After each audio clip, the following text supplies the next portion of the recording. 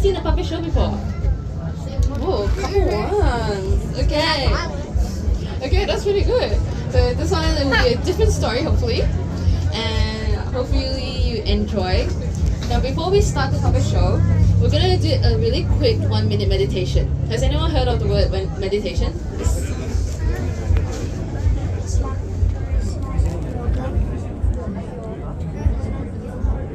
Like yoga, yeah, that's right. So yoga helps you to relax, right? Both your muscles and your mental state, how you're feeling. So, you can put your hands down now. Maybe I have more questions later. Okay. So, now we're gonna do a really quick meditation, and hope you can follow with me, parents and kids as well. I want you to listen clearly to what I am saying and what the music will be playing. Okay.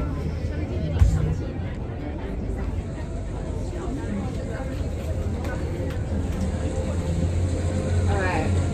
So, in your seat, I want you to cross your legs if you can.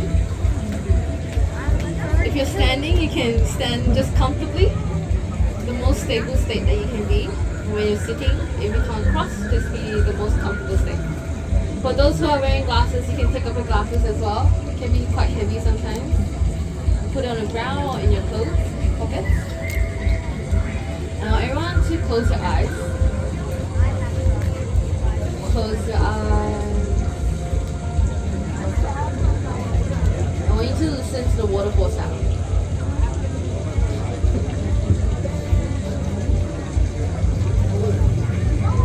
Now I want you to imagine the waterfall running through your body. And while the water is running through your body, I want you to place one hand on your heart and deep breathe with me 3 times. In, out. In and out. In and out. Now I want you to imagine the water flowing through from your head to your toe, and use your hand to guide the water. Now we're going to start from the head, touching your head, letting the water flow through, and down to your eyes, still closed eyes, and down to your nose. Let the water run through to your mouth, and now to your ears, down to your neck. Now let the water flow down to your heart. If you feel any tension there, any tiredness, let the water run through your heart and try and clean your heart. Relax the muscles. Now let the water run through your arms. Make its way back to the stomach. Now let the water wash your stomach again. All your tiredness, your worries, your sadness, and relax your stomach. Now it's going to flush down all the way to your legs,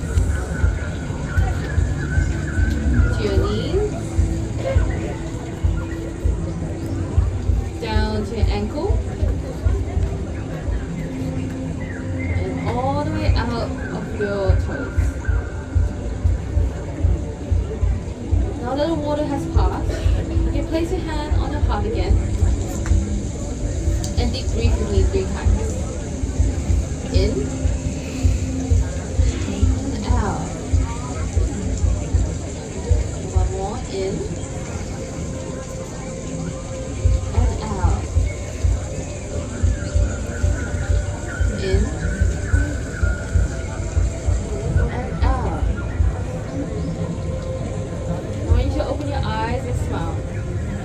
Thank you for joining the meditation. I hope you feel more calm and relaxed now.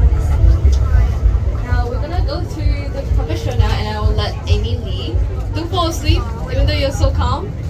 And please keep the volume low as there's quite a lot of sound around us already. Okay, are you ready for the puppet show? Are you ready? Yes. Ask a quick question. Sorry. Oh, yes. How long is the puppet show going for? Like 5 minutes-ish. Yeah. If you want, you can watch from here. More than 2,500 years ago, in the kingdom of Kappa Lavastu, King Surodama and Queen Maya lived happily in a great palace in the capital city of Kapi Lavastu. Both King Surodama and Queen Maya were well respected and loved by the people. One night, many years later, Queen Maya had a dream of a beautiful white elephant running in her direction. It was an auspicious sign that she was pregnant. The next day, a wise man came to predict the future of an unborn child who would be a great ruler or a great spiritual leader.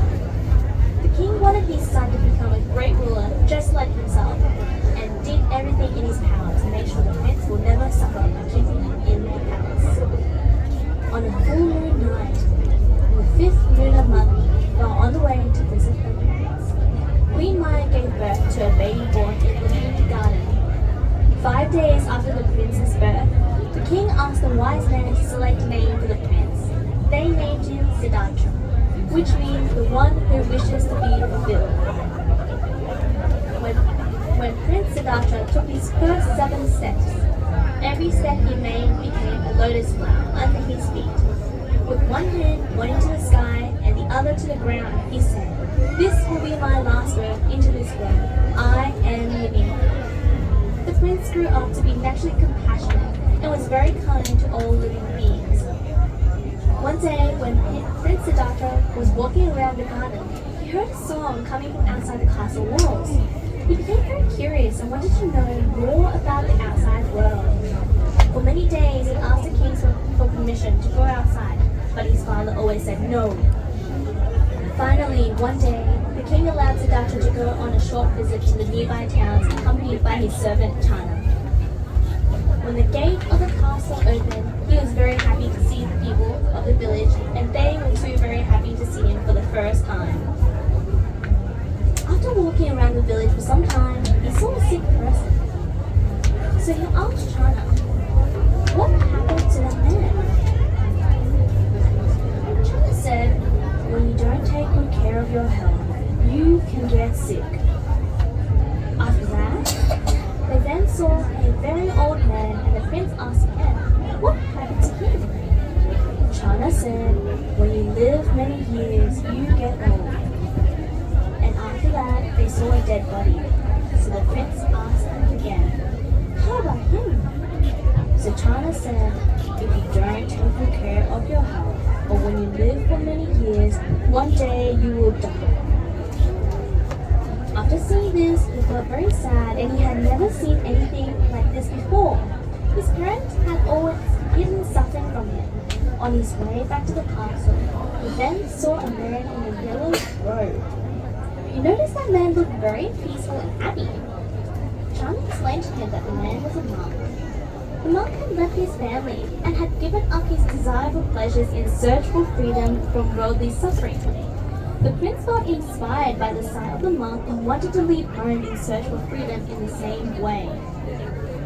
One night, Prince Siddhartha left the palace and the city of Kapilavastu. He stopped at the river far from the city, and the prince took off his expensive clothing and jewelry to put on the robe of monk. At the age of 29, Siddhartha began his life as a monk. He spent many months and years leading a very simple life with a group of monks who only ate 1 grain of rice per day. Although Siddhartha was getting very weak and extremely thin, he still did not give up this different method of practice. One day, during his practice of fasting and meditating, he fainted. A shepherdess who was passing by carrying a bucket of milk saw him and offered him the milk. He drank the milk and soon regained consciousness and started to feel better. He realized that without the lady's help, he would have died before attaining enlightenment. So at the age of 35, Siddhartha became enlightened under the Bodhi tree and became known as the Buddha. He taught his disciple about Buddhism and the middle path. His disciple came from every background: kings, queens, rich, poor, men and women. They all found happiness in his teachings. At the age of 80, Buddha passed away and entered Nirvana, surrounded by his disciples. And that is the end.